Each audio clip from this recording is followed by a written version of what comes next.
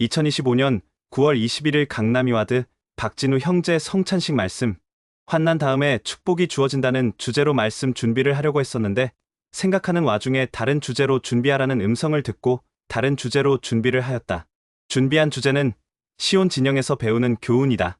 시온 진영에 대한 이해를 돕기 위해서 이런 상상을 해보자. 영화 부산행에 착안하여 부산에 성전이 세워지고 그 성전이 좀비들로부터 공격을 받고 있다는 상상이다.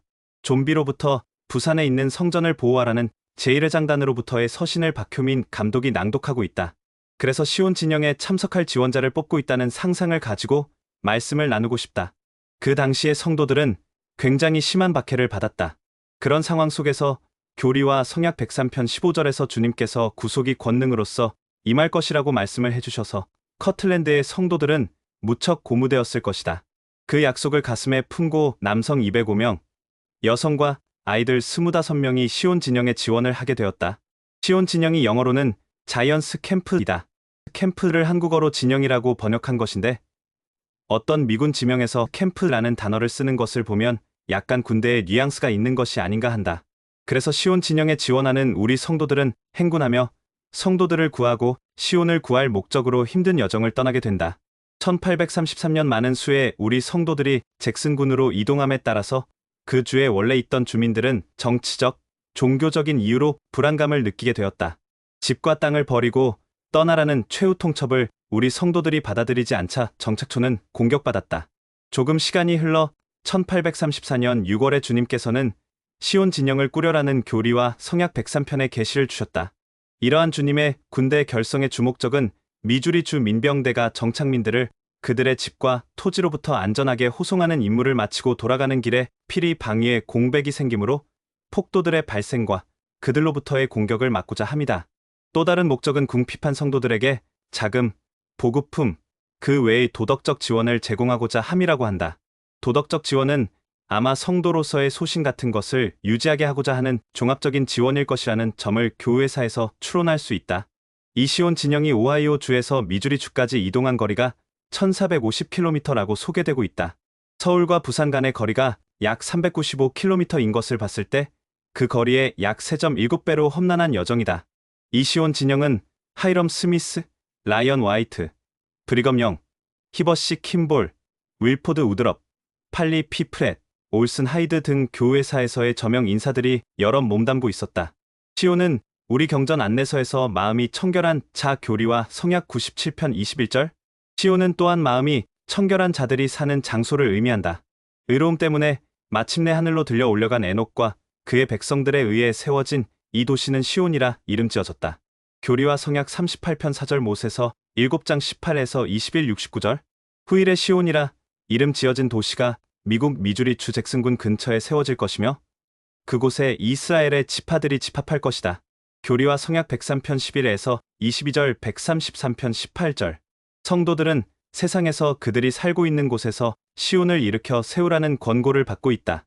라고 소개되고 있다. 이렇게 시온은 미래에 우리가 집합할 특정한 장소임과 동시에 우리가 이곳에서 만들어야 할 장소로 복합적 개념이다.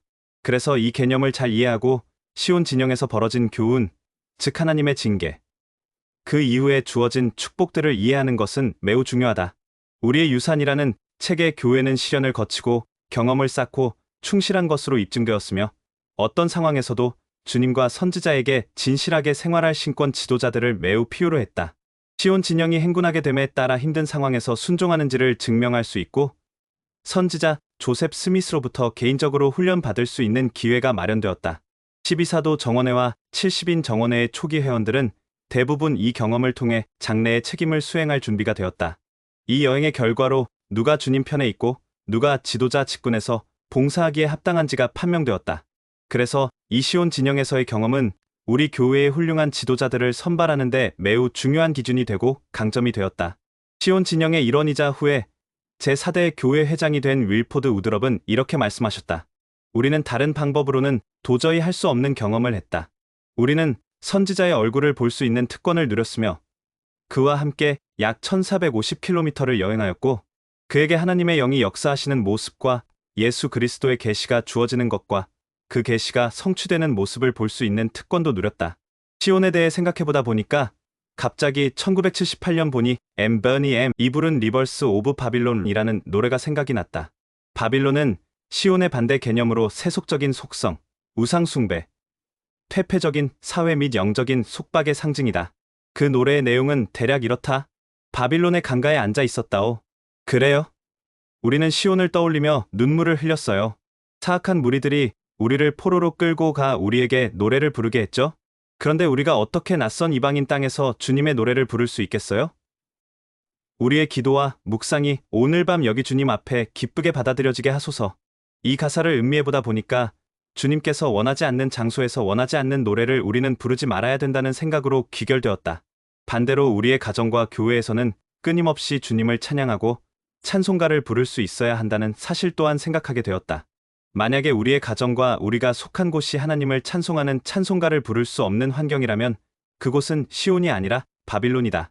오늘 시온 진영의 교훈에서 우리가 기억해야 할 가장 중요한 점은 주님의 군대에 있던 굳건한 성도들은 사도들을 주시하고 따르며 그들에게 배우는 축복을 받았다는 사실이다. 그리고 우리는 오늘날 시온 진영에 몸담았던 독실한 회원들의 모범과 신앙을 보며 큰 유익을 얻을 수 있다는 사실이다. 베드나 장로님은 이 시온 진영에 관해 이런 말씀을 하셨다. 우리는 모두 각자 인생의 어느 시점이 되면 우리 나름의 시온 진영에서 행군하라는 권유를 받을 것입니다. 그 시기도 여정 중에 마주치게 될 장애물도 각기 다를 것입니다. 그러나 이 필연적인 부르심에 대해 지속적이고 일관되게 응답한다면 궁극적으로 누가 주님 편에 있는가? 라는 질문에 답하게 될 것입니다. 우리가 어느 편에 있는지를 보일 때는 지금, 오늘, 내일, 그리고 영원토록 계속될 것입니다. 우리가 시험, 가려냄, 준비에 관한 교훈을 그리고 사도들을 주시하고 따르며 그들에게 배우라는 교훈을 항상 기억하기를 기원합니다. 우리 가정과 교회, 우리 주위에서 주님의 복음과 찬송이 넘치는 사회가 될 수 있기를 소망한다. 그리고 가족들과 더욱더 영적인 경험들을 자주 가지시고 좋은 추억들을 많이 만드시면 좋겠다. 또한 교회의 각종 모임에 더욱더 적극적으로 참여하시면 좋겠다.